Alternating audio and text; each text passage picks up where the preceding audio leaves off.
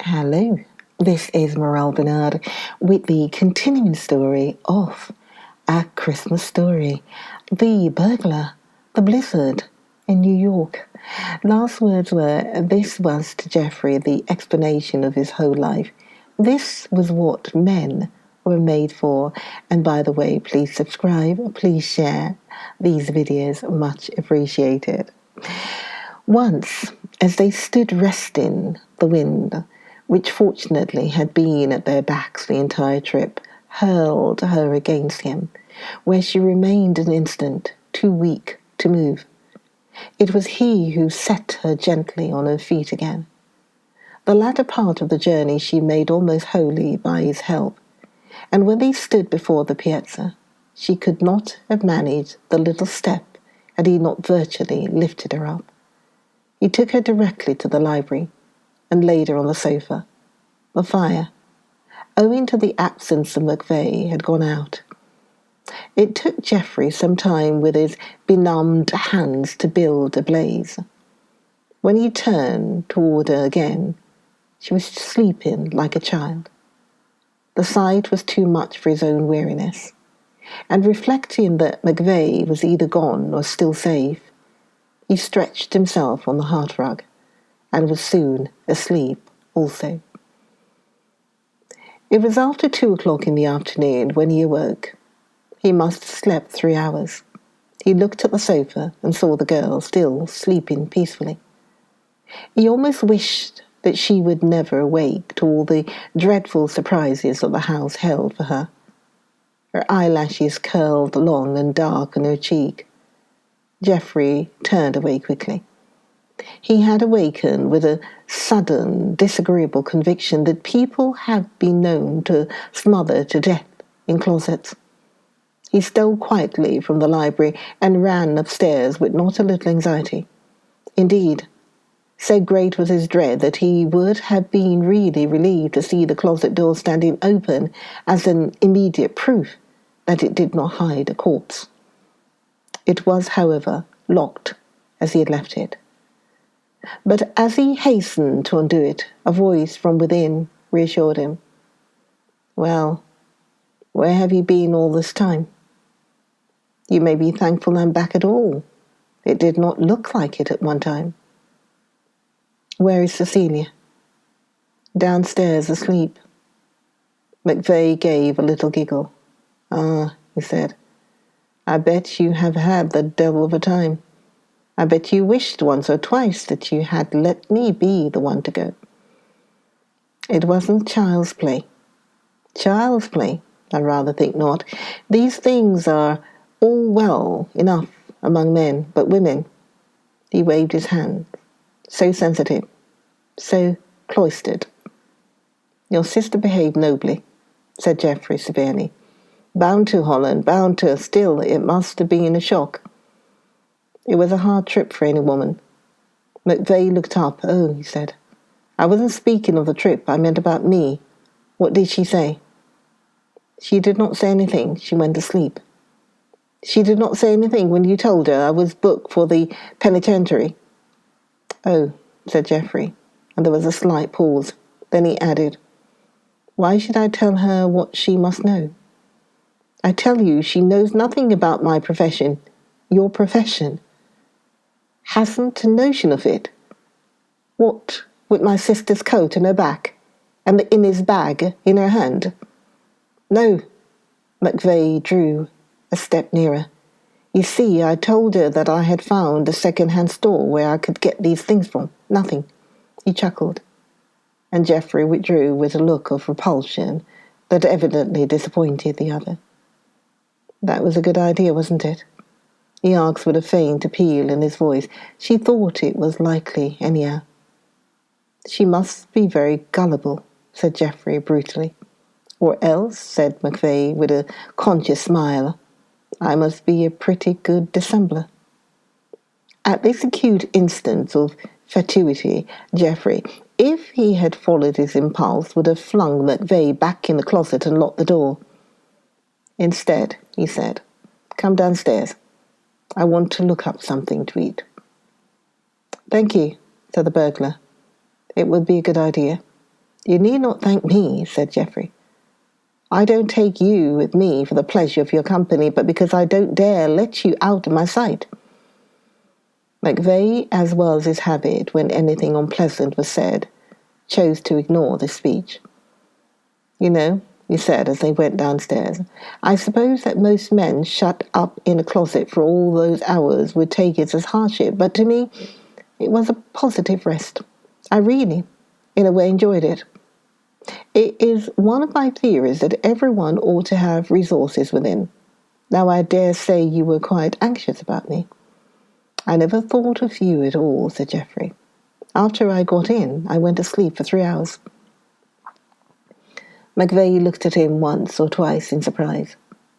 Then he said with dignity, Asleep? Well, really, Holland, I don't think that was very considerate. Don't talk so loud, said Geoffrey. You'll wake your sister. Geoffrey had always been in the habit of going on shooting trips at short notice, and so it was his rule to keep a supply of canned eatables in the house to be ready whenever the whim took him. On these he now depended, and was not a little annoyed to find the kitchen store-room where they were kept securely locked. This difficulty, however, MacVeagh made light of. He asked for his tools, and on being given them, set to work on the door.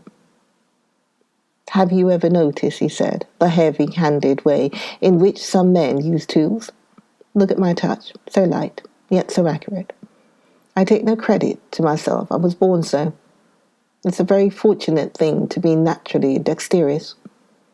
It would have been more fortunate for you if you had been a little less so. Oh, I don't know about that, Holland. I might have starved to death years ago. I wish to God you had, said Geoffrey.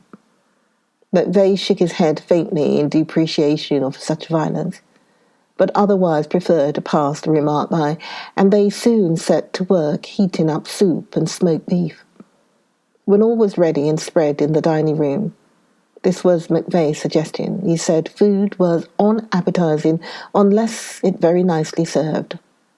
Geoffrey said, Go and see if your sister is awake, and if she is, he added firmly, I'll give you a few minutes alone with her, so that you can explain the situation fully. MacVeagh nodded and slipped into the library. Geoffrey shut the door behind him and sat down on a bench in the hall from which he could command both doors. If he entertained the doubts of her innocence which he continually told himself no sane man could help entertaining, he found himself strangely nervous. He felt as if he were waiting outside an operating room. He thought of her as he had seen her asleep, of the curve of the eyelashes on her cheek, of her raising those lashes, awakened to be met with MacVeagh's revelations. Even if she were guilty, Geoffrey found it in his heart to pity her, waking to learn that her brother was a prisoner. How unfortunate, too, would be your own position, the guest, if only for a few hours, of a man who was concerned only to lodge her brother in jail. His heart gave a distinct thump when the door opened and they came out together. His eyes turned to her face at once and found it unperturbed. Didn't she care? Or had she always known? MacVeagh caught his arm when she had passed them by and whispered glibly. Thought it better to wait until she had something to eat. Shock and an empty stomach so bad, so hard to bear. Geoffrey shook his arm free. You infernal coward, he whispered back. Well, I like that, retorted MacVeagh. You didn't tell her yourself when you had the chance. It wasn't my affair. I did not tell her because... Oh, I know, MacVeagh interrupted with a chuckle. I've been knowing why for the last 10 minutes. They followed her into the dining room. It was not the sumptuous repast to which they sat down, but Geoffrey asked nothing better. He was sitting opposite to her, a position evidently decreed him by fate from the beginning of time. He could look at her, and now and then, in spite of her delicious reluctance, could force her to meet his eyes. When this happened, nothing was ever more apparent than that, for both of them, a momentous event had occurred. She was almost completely silent, and as for him, his responses to the general conversation which McVeigh kept attempting to set up were so entirely mechanical that he was scarcely aware of them himself. It was she who suddenly remembered that it was Christmas Day. "And this is our Christmas dinner," observed McVeigh regretfully. "Oh, no," returned the girl. "This is luncheon. I'll cook your dinner, you'll see." There was a pause. Geoffrey looked at McVeigh. The moment for disillusioning her had manifestly come. Wherever they might next meet, it would not be at his dinner table. A hateful vision of a criminal court rose before him. "Miss McVeigh," he said gravely, indifferent to the signals of warning which the other man was directing towards him. "We shall not be here at dinner. Your brother will tell you my reasons for wishing to start down the mountain. Now, at once." She coloured slowly and deeply. "The only evidence of anger, I do not need any other reason than your wish that we should go," she said, rising. "I should thank you for having borne with us so long." "Upon my word, Holland, it is madness to start as late as this," said McVeigh. "It will be dark in an hour." She turned on her brother quickly. "Please say no more about the matter, Billy," she said. "We will start at once." "You won't start if it means certainly freezing to death," he remonstrated. She flashed a glance at Geoffrey, who had also risen and was trying to compel the truth from McVeigh by a stern, steady glance. "I would," she answered and shut the door behind her. McVeigh sprang up and was about to follow her when Geoffrey stopped him. "One moment," he said. "You're quite right. It is too late to start tonight. We must stay here until tomorrow. But if we are to spend the night here without your sisters being told—" "My dear Holland, think of her position, if we did tell her. I grant that the information had better be withheld until just as we are starting, but in that case, I must. I know what you're going to ask. My word of honor not to escape. I give it willingly." "I'm not going to ask for anything at all," said Geoffrey. "I'm going to tell you one or two things, and I advise you to pay attention. We won't have any nonsense at all. Remember, I am armed, and I am a quick man with a gun. There may be some quicker, but not in the East, and it wasn't in the East I got my training. You'll always keep in front of me where I can see you plainly, and you will never, under any circumstances, come nearer than 6 feet to me. If you should ever come nearer than that or take sudden step in my direction, I'll shoot you, just as sure as I stand here." McVeigh looked distinctly crestfallen. "Oh, come, Holland," he said. "Isn't that the least little bit exaggerated? You would not shoot me before my own sister." "I would not like to, but there are things I should dislike even more, and having you escape is one of them." The other thought it over. "The trouble is," he explained, "that I am impulsive. You must have noticed it. I get carried away, you know how I am. I'm not at all sure that I shall remember. I advise you to try, for this is the only warning you will get. I cannot believe, Holland, that you would really shoot me in cold blood in the presence of my own sister. You had better behave as if you believed it." "I don't like this arrangement," McVeigh broke out peevishly. "Suppose for the sake of argument that I did forget, that I put my hand on your shoulder, a very natural gesture, I should shoot you instantly.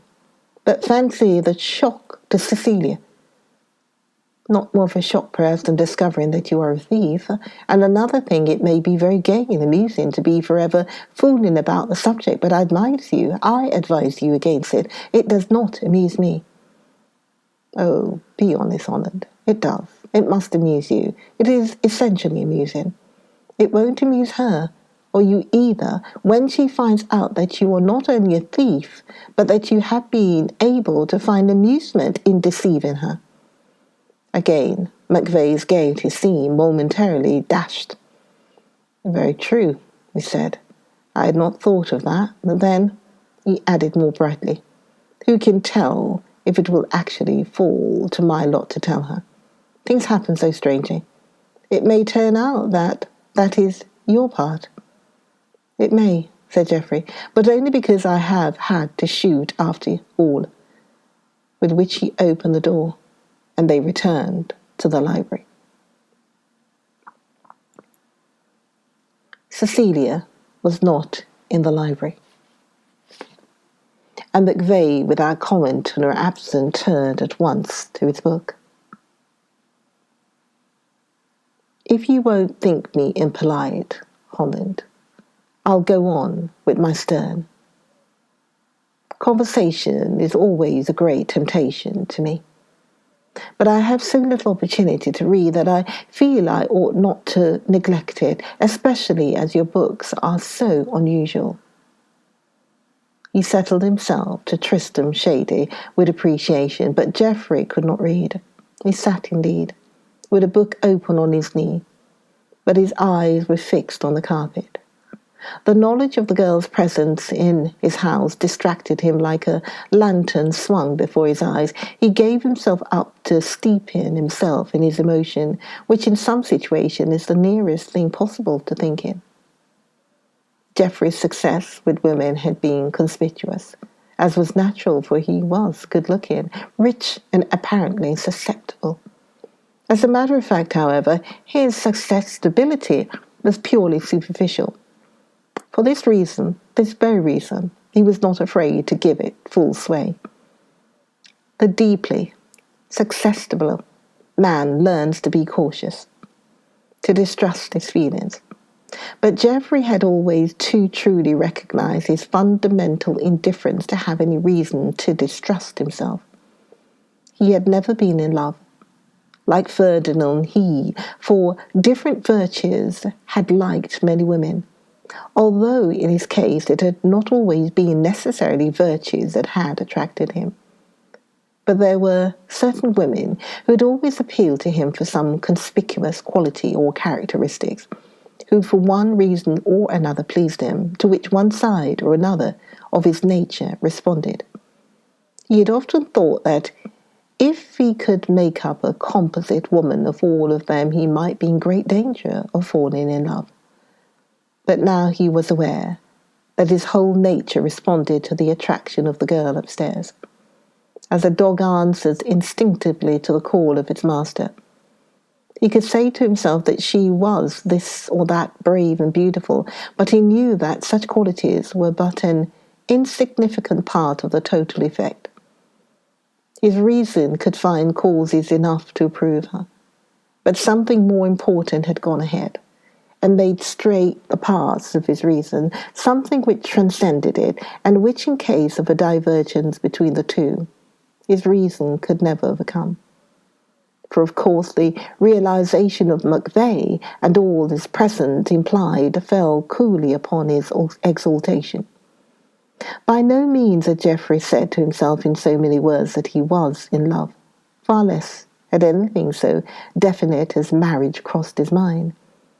He was too much in love to be so practical. He only knew that McVeigh's mere existence was a contamination and a tragedy. He had been sitting thus for some time when he heard her step on the stairs. He rose and met her in the hall, whence he could still keep his eye on McVeigh's studious figure in the library. She was dressed in her sables, ready for departure. They looked at each other a moment in silence. He appealingly, she, with a cold blankness that seemed to say that not even a look could make her take further notice of him as a living being. "Have you really been thinking that I wanted to turn you out?" he said, with directness. "I've not been thinking about the matter at all," she answered, turning her head a little aside from his direct gaze. "But I do think so, of course. After all, why should you not wish it? You think me likely to want anything that would part us? That is the way my manner strikes you?" He was surprised to find his voice not absolutely steady.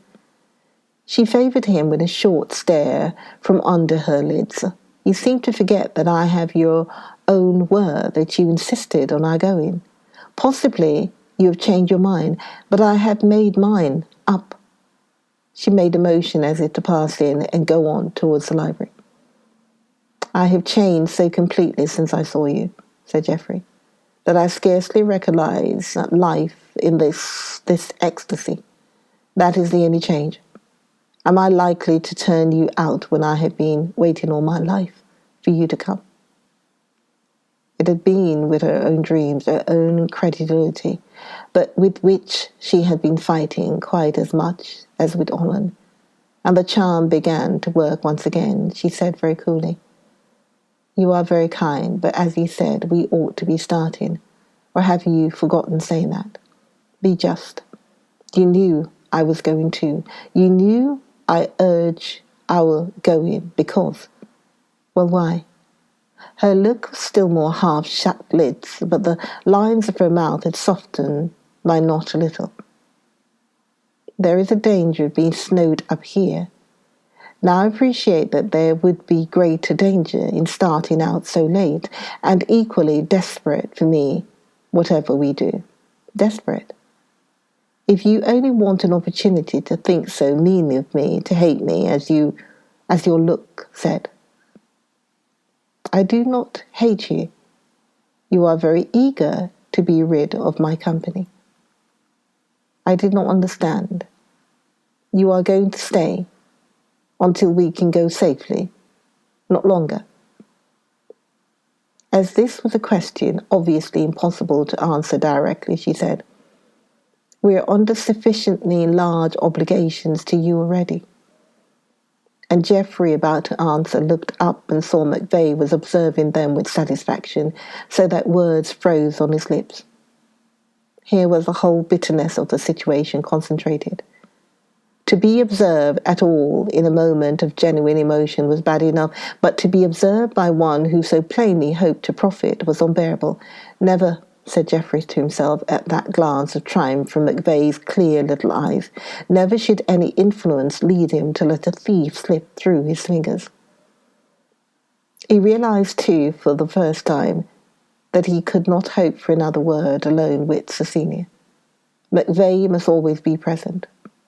It was a hideous sort of revenge that every waking minute must be spent in the man's company. Geoffrey had not appreciated the full meaning of his instructions to McVey to keep away, always in sight. Not a word or a look could be exchanged without McVey seeing and rejoicing. Yet in spite of his irritation, he could not but admire the sort of affectionate swagger with which McVey rose to greet her, as if the brother of so tender a creature must remember his responsibility. "Well, my dear," he said, sitting down beside her on the sofa, "feel better? Really, a terrible experience. Holland has just been telling me about it, saying how well you behaved."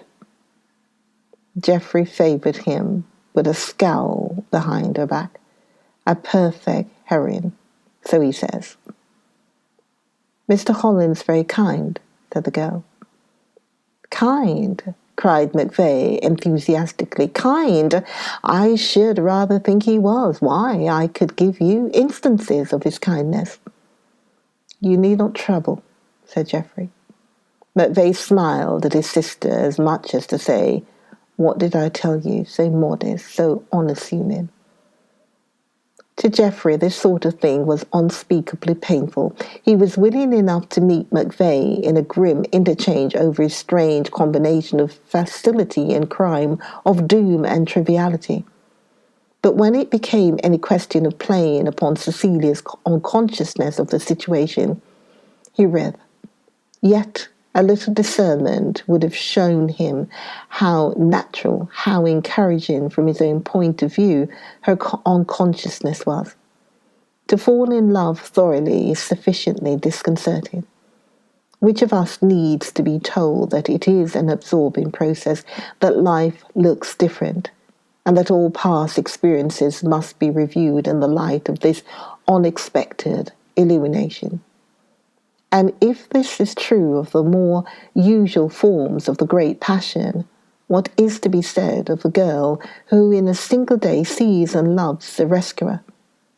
a handsome, powerful young creature who comes to her with all the attributes of a soldier and a prince, who comes not only to save and protect, but as host and dispenser of all comfort and beauty. It was not to be wondered at that she was dazzled and aware of one fact, one personality, that far from being able to draw shrewd conclusions from the little happenings going on before her, she was but dimly aware of the existence of her brother, of the world, of anything but Geoffrey. Presently she said, as if trying to call up the picture, "And this is where you sat all night?" And if the thought was interesting to her, it was not on account of her brother's share in it. "Yes," returned MacVeigh, springing lightly to his feet. "Here we sat discussing plans for your safety." He took a step toward the pair at the fire, and then, remembering, stopped. "Please move a little back, Holland," he said. "I want to get near the fire. I'm cold." "You can go to the fire," said Geoffrey, with a gesture of permission. "Of course you can," said the girl. "Mr. Holland is not in your way, Billy." But Billy continued to eye his host. "Oh no, you don't," he said wearily. "Not unless you move back." "Do move, there's a good fellow."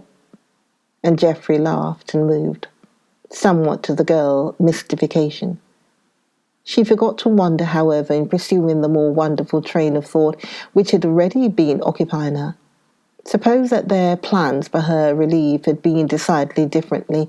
Suppose her brother had come for her instead of the magnificent stranger, with what different eyes she might now be looking on life, this ecstasy as Holland had defined it.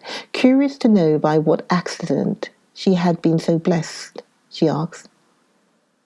"Why was it, Billy, that you did not come after me yourself?" "Just what I said to him," replied MacVeigh eagerly. "If I said once, I said a dozen times, 'Holland, it is my duty and pleasure, it is my right to go, but—'" MacVeigh shrugged his shoulders. When he once gets an idea into his head, it takes a gimlet to get it out. "Upon my word, Billy," the girl said indignantly, "I don't think you ought to talk like that, even in fun.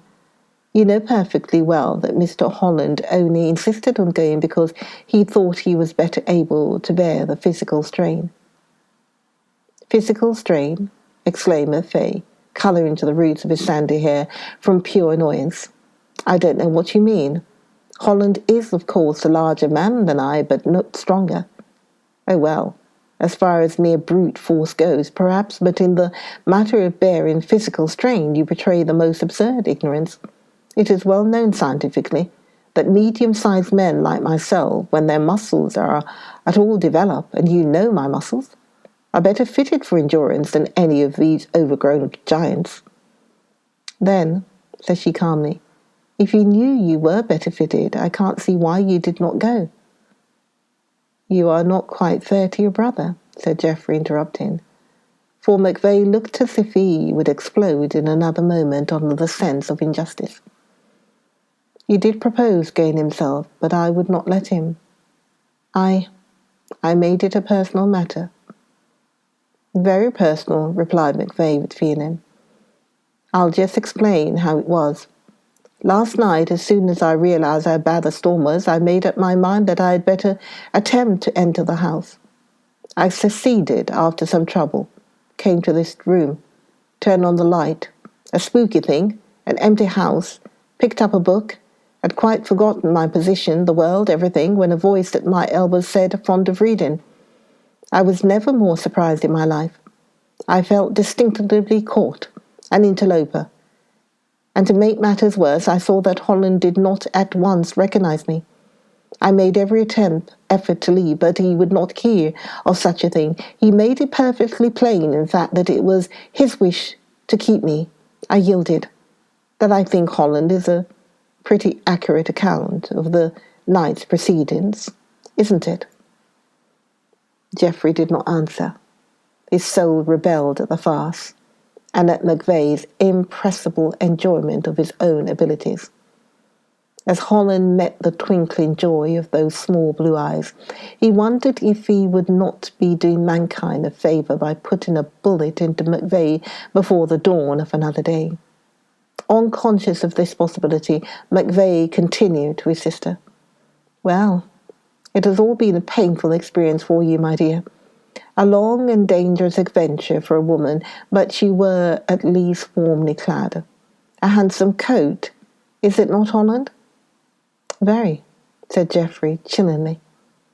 "Now that coat," McVeigh went on unchilled, "was a real bargain. I may say I paid nothing for it, little more than the trouble of taking it home, although from another point of view its price was pretty high."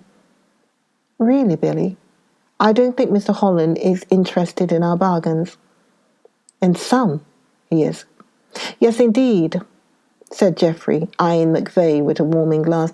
"I think I know of just about a dozen people who will want a circumstantial account of all of them." "Now there, Holland, there is one of your Philistine words, circumstantial. It takes all poetry, all imagination out of a subject. Do you know the only connotation? Are you familiar with that word? The only suggestion it has for me is a jury." He scored distinctively. Geoffrey had nothing to say in reply. It was McVeigh himself who, disliking a pause, observed that it was almost time to begin on the preparation of the Christmas dinner. They all rose as if glad of a break, as they passed out of the door. Geoffrey laid his hand on McVeigh's arm. "Why do you deliberately try to exasperate me?" he said. McVeigh smiled.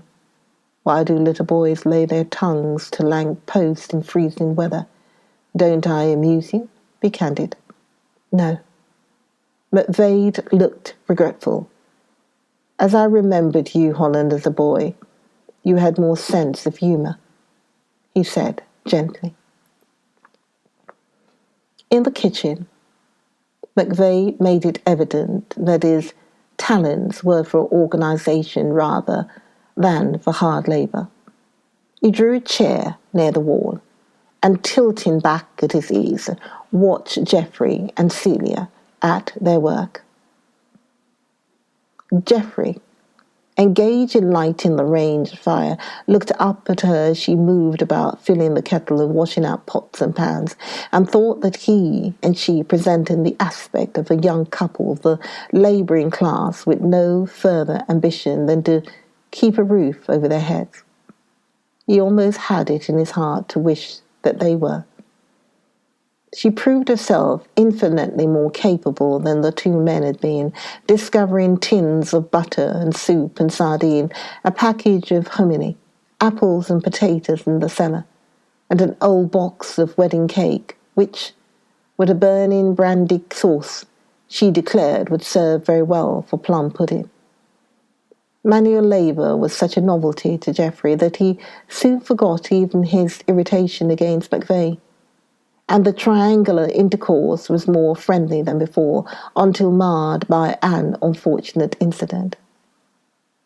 He was standing in the middle of the kitchen with a steaming pot in each hand when McVeigh, without warning, advanced towards him, handkerchief in hand, exclaiming, "My dear fellow, such a smut on your forehead. Pray allow me." "Look out," roared Geoffrey, realizing how easily, in another second, his revolver might be taken from him. The tone was alarming, and McVeigh sprang back 10 feet. "I was afraid of burning you with the soup," Geoffrey explained politely. "I own you made me jump," said McVeigh. The girl said nothing, and Geoffrey feared the incident had made an unfortunate impression on her.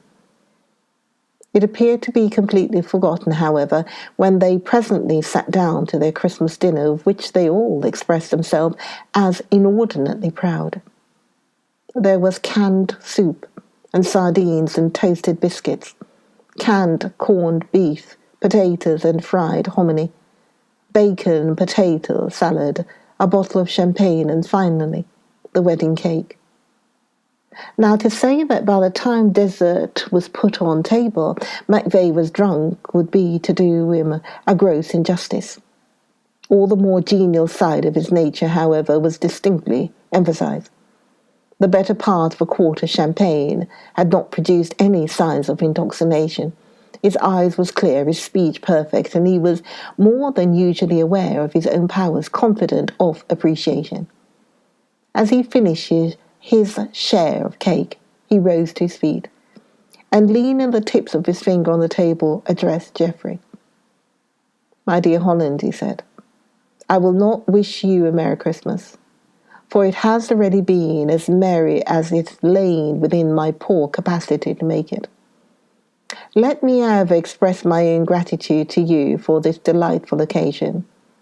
You have referred to the fare as meagre, to our position as constrained. But believe me, I am not exaggerating when I say that I so little agree with you that I am confident that during many of the remaining years of my life, I shall look back to this Christmas as one of unusual luxury and freedom. It is perhaps a warm glow of friendship that glides all small discomforts. For in situations like ours, characters are tested, and yours, Holland," he paused impressively, "has stood the test." Geoffrey bowed gracefully, and McVeigh continued, "I have here a slight token in honour of the day. It is of little pecuniary value, but between us, Holland, pecuniary value is no longer mentioned.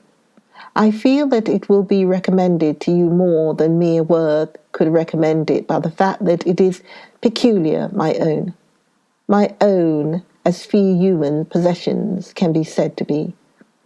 I offer it," he said, drawing from his pocket a square, flat little package with best wishes for a happy new year. The idea that McVeigh was going to give him a present had never crossed Geoffrey's mind, and now it struck him so characteristic, so perfectly in keeping with McVeigh's consuming desire to triumph in minor matters that he was able to smile pleasantly and receive it appropriately. He exchanged a glance of real appreciation with the donor and received a grave bow in return. Cecilia smiled too. "I don't know exactly why you should think Mr. Holland wants your picture, Billy," she said. "It may be of the greatest service to him," said McVeigh. The girl turned to Geoffrey. "I can't make a speech like Billy," she said, "but I have a small present for you which I hope you won't despise because it is not new. I mean, I have worn it myself for some time, and I hope you will now in remembrance of the time when you shelter the houseless." She held out on her pink palm a flat gold pencil with a single topaz set in the top. The thing was of some value, and Geoffrey, looking up, caught McVeigh's eyes in which danced such a delicious merriment that Geoffrey's half-formed question was answered. McVeigh was undergoing some paroxysms of delight at the idea that Geoffrey was about to become a receiver of stolen goods, that he could not well conceal it. And instinctively, Geoffrey drew back his hand. The next moment he realized that he must at once accept the gift with decent gratitude, whatever he might choose to do with it afterwards, but unfortunately the girl had noticed his hesitation. She said nothing whatsoever, but she closed her hand on the pencil, rose from the table, and left them to dispose of the remains of the feast as best they could. McVeigh, as if he had observed nothing, threw himself at once into the part of a waiter, tucked a napkin round his waist, flung another over his arm, and began to clear the table. "Wait a moment," said Geoffrey, who had not followed his example. "I have something to say to you. I see you are in possession of my sentiments in regard to your sister. I think her a wonder. That's all it is necessary for you to know. Quite naturally, Holland. She is. She is. I won't discuss that with you. The point is that you seem to be under the impression that this will do you some good. Well, it won't. You stand just where you did before. You go to jail when the snow melts. Then I settle my affairs. McVeigh's face fell. Really, Holland, he said. I don't see how. If you are fond of a woman, you can want to spare her such a brother as you. Think it over. There are worse brothers than I, replied McVeigh. How many men would have sacrificed what I have sacrificed in order to keep her comfortably? Not many, I hope. She's extraordinarily fond of me. Perhaps you see she has not anyone else to be fond of. We can scarcely say that now, returned McVeigh encouragingly. I won't discuss it with you. You can't mean to tell me that you are in love with my sister and mean to send me to State's prison. I mean exactly that. Why, she'd never forgive you. Geoffrey thought this so probable that he had no answer to give, and presently McVeigh, who had been grumbling over the matter to himself, asked, Are you serious, Holland? What do you suppose I am? Geoffrey roared. And McVeigh, shaking his head, went on with the work of clearing the table. He was very silent and abstracted, and for the first time seemed to realize his position. When they had put away the last plate, Geoffrey said, Now, come to the library. I'm going to give you a pipe. Confound you. A pipe, why? Because I want to give your sister something, and I think she would be more apt to take it. I'm afraid she's rather offended by the way you treated her little gift. As a matter of fact, I was the person to be offended, for I'd given her the pencil. A pretty little thing, singularly, like one which you may have seen, Mrs. Don't tell me where you took it from. I don't want to know. Come and get your pipe, and mind you are grateful. A pipe, observed McVeigh thoughtfully.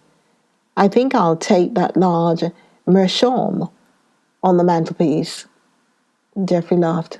I think you won't, he answered. The best pipe I own. No, indeed.